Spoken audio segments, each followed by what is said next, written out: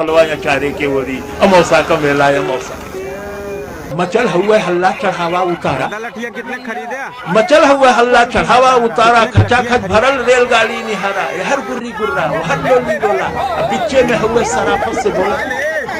ये हर गुर्री गुर्रा वहर लोली लोला बिच्चे में हुए सराफत से बोला चपायल है केहू दबायल है केहू घंटन से ऊपर टंगायल है केहू